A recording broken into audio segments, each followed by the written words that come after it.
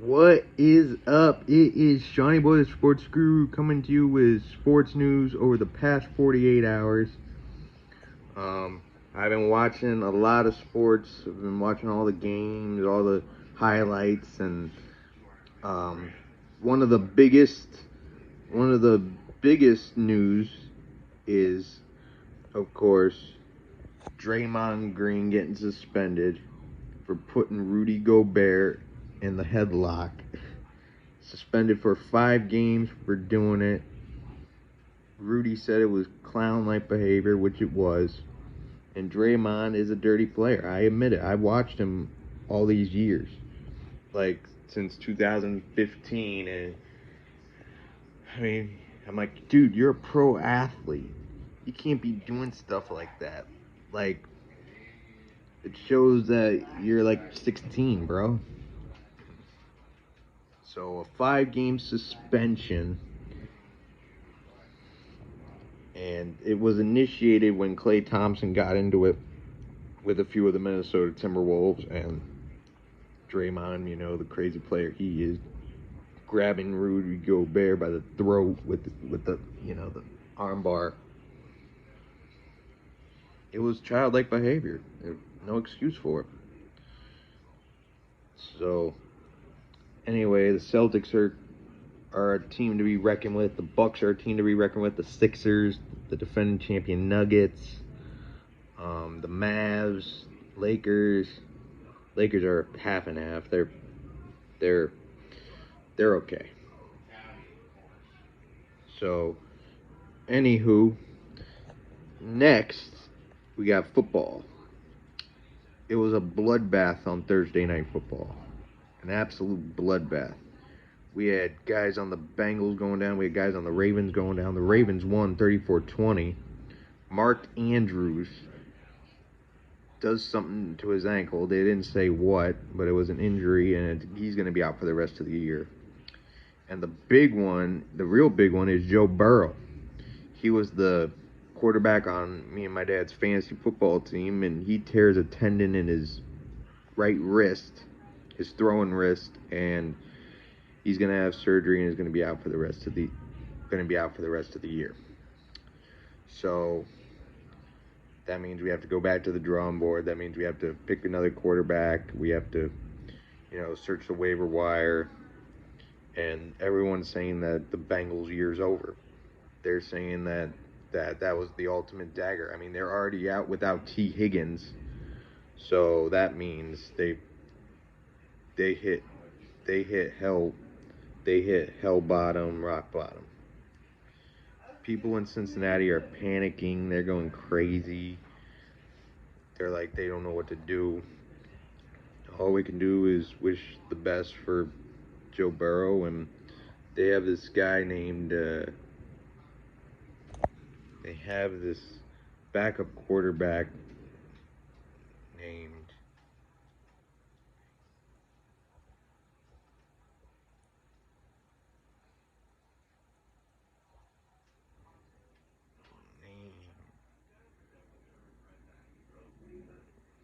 I don't I can't find the guy's name, but they got a young backup who ain't nearly as good as Joe Burrow, but he needs more experience. I mean Joe had a ton of experience, and now they hit a rock and a hard place. And Deshaun Watson from the Browns, he went down with his shoulder, and he's going to be out for the rest of the year. So that means the Browns have to go to a backup. I mean, I don't know what Ohio's thinking right now. Like OHIO, they hit a rock and a hard place basically. I mean, season-ending injuries. Those are the worst kind of injuries in sports. I mean, I guess Joe Theismann's one that took out the rest of his career. Same thing with Alex Smith. That hit by J.J. Watt broke his leg, ruined the rest of his career. So I guess it could be worse. Baseball. All right, here's the biggest news of all of the week. these guys right here.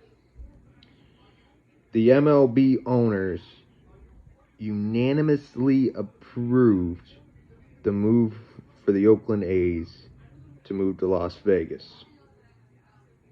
Now, they're going to spend all next year in Oakland, but after that, they're going to either have to stay in Oakland until a new stadium gets built, or they're going to have to find a temporary home until the stadium gets built in Vegas. I mean, they've just talked about a few sites, a few stadiums in California, a few stadiums in Vegas itself, but it's going to happen. And the people of Oakland are pissed. They lose the Warriors to San Francisco. They lose the Raiders to Vegas. They had a hockey team called the Seals back in the 60s and 70s, but they lost them. So now Oakland is losing its last team to Vegas. And everyone, like, Vegas is like the new hotspot for sports. And everyone was yelling at the owner, John Fisher, to sell the team in Oakland, to keep the team there any way they could. Like, everyone's saying, quote, like, it's a sad day and they feel bad for the people of Oakland losing their team. But it's all a bunch of money. It's all a bunch of the whole not getting asses in the seats, small market, this, and this, not a good team, can't win, a bunch of this, and this. So Vegas will be getting a baseball team. They will be getting a Major League Baseball team. They already got a football team, a women's basketball team, and a hockey team, the Knights, who won the Stanley Cup last year. And Vegas is now like one of the new hotspots for sports in professional leagues. So, and now we're going to go to probably something that you guys are not familiar with me, but end of the year awards for baseball.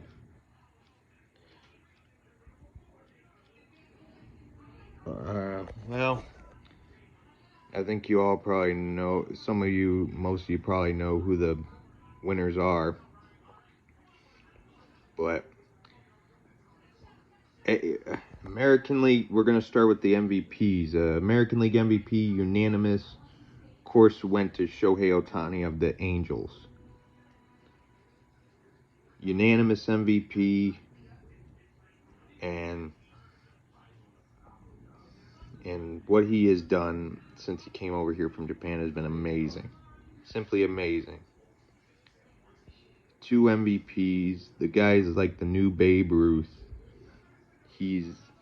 Now he's going to be a free agent, so that means like he wants at least $400 million. But the question is, who's going to be willing to pay him? Who's going to be willing to, make room for Shohei, give him all the guaranteed money, the big contract, the big payday, all that. National League MVP went to Ronald Acuna Jr. of the Braves. He has been amazing ever since 2021 when the Braves did win the World Series. Torn ACL or something like that. He's out for the rest of the year. Now ever since then he's come back and he's been a machine in baseball. He has been ever since Freeman left, he's been the staple over there in Atlanta. AL Cy Young, which goes to the best pitcher, voted best pitcher, American League Cy Young went to Garrett Cole of the Yankees. He was an Astro, got to the World Series. Yankees give him the big deal, and he's been mowing them down. He's been one of the best pitchers, both with the Astros and with the Yankees. I mean, it's not much up for debate. National League Cy Young went to a former Ray, Blake Snell. It's his second Cy Young. Won one with the Rays back in 2019. I have his autograph. I got a picture with him. I mean, he's lights out. I mean, believe me, he is lights out. That Blake Snell. San Diego Padres, the trade that sent him to San Diego. I mean, he's coming off a hell of a run, both in Tampa Bay and San Diego. American League Manager of the Year went to Brandon Hyde, voted best manager in the American League from the Baltimore Orioles. I mean, to take them from what they were many years before to last year to a division title, simply amazing what Brandon Hyde has done for that team and that franchise, and what they've done throughout these past few years. I mean, they used to be last place. They used to be the bottom of the American League. Now they're a team that could be reckoned with next year or the year after that. National League Manager of the Year went to Skip Schumacher of the Marlins. I mean, small market team that very rarely makes the playoffs. I mean, a franchise that won the World Championship twice with a shoestring payroll. What he did to bring them to the playoffs this year was unimaginable. Bringing in Luis Arraez, coming so close to 400. I mean, he deserves to be the manager of the year in the NL. American League Rookie of the Year went to Gunnar Henderson of the Baltimore Orioles. He is now a hot shot on that team. He's like a shotgun on that team that gets him going for Baltimore. I mean, to win 101 games, and again, that division title from where the Orioles were, for him to lead the team the way he did. Well deserved. National League Rookie of the Year, Corbin Carroll from the National League champion Arizona Diamondbacks. Yeah, very strong postseason run for Arizona. Corbin Carroll, being a rookie, do that in your first year is amazing. A big part of why they got to the World Series, and a big part of that big, huge run, with Tommy Pham and Gabe Morneau and that team down in the desert. I mean, to do what he did for that team during that run was amazing. I mean, Arizona, we'll have to see what they do, but they come into this next year as the defending NL champs, so we'll just have to see. We'll have to watch what they do. Rookie,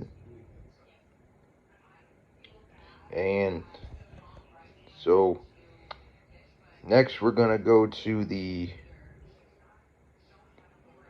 Gold Gloves, and these are the best defensive players at each position, both in the American League and National League. From the American League, at catcher, from the world champion Texas Rangers, Jonah Heim. And at first base, also from the Texas Rangers, Nate Lowe. Heim was a big reason why the Rangers won the world title. Nate Lowe, they got him from Tampa Bay to bring him over there and to get Bruce Bochy as manager to get them to the world title. It was a great year for Texas. And to lose the division at the last game and the last day to come back and as a wild card and win the world championship, simply amazing. Second base at the AL Golden Glove is Andreas Gimenez. Third base from the Toronto Blue Jays, Matt Chapman. Shortstop from the Yankees, Anthony Volpe. I mean, he's been a hot shot ever since last year he came into the league. He he's very good at shortstop. Left field from the Cleveland Guardians, Stephen Kwan.